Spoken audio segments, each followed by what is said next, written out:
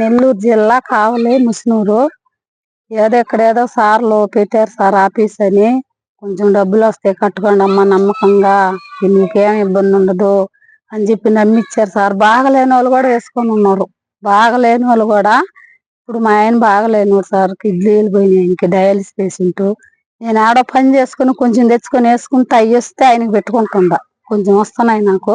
అట్లా నమ్మిచ్చారు. బాగలేని వాళ్ళు కూడా వేసుకొని దాని మీద బతుకుతుండ్రు. అట్లా నమ్మిచ్చేసి అట్లా చేసేస్తున్నారు సార్. మా సంఘం మొత్తం వేసేస్తున్నారు, చాలా మంది వేసుకున్నారు సార్. మేము మా 3 ఉన్నాయి సార్ కుటుంబరాలు. 6 లక్షలు వేసుకున్నాం సార్ ముగ్గురు మీద. మా అత్తమ్మ, నేను, మా మరిది. అట్లా నమ్మిచ్చారు సార్. ఫస్ట్ లో ఏం రాలేదు సార్, కొంచెం 2 సార్లు వచ్చాయి, ఇంకా ఆగిపోయినాయి సార్.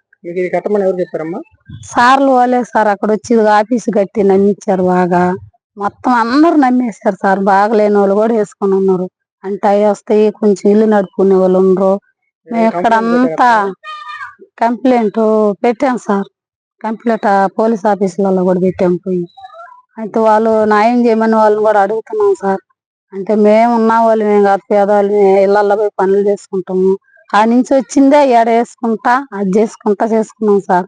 ఆడ పోలీసు వాళ్ళకి ఆడ కూడా పెట్టాము. వాళ్ళని కూడా న్యాయం చేయమని అడుగుతున్నాం సార్. మేము చెయ్యాలి, ఎవరైనా చేసేవాళ్ళు ఉన్నా మాకు చెయ్యాలి సార్. మేము ఎస్టీ అనాథాలు సార్, చెయ్యాలి. మా కాడ ఏం డబ్బున్న వాళ్ళం కూడా కాదు సార్. ఉన్న ఎత్తుకు పోయి ఆడ వేసుకున్న పనులు చేసుకుని, ఇళ్లలో పనులు చేసుకునేటి.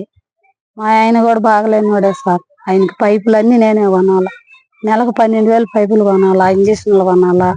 ఇంకా అట్టే చేసుకుంటున్నాను సార్. నమ్మి వేసేసాను సార్. మోసపోయినాం, నమ్మిచ్చారు, మోసపోయినాము. ఎవరు దారి చెప్పాలో మాకు న్యాయం ఎంత చేయాలో తెలియట్లేదు సార్.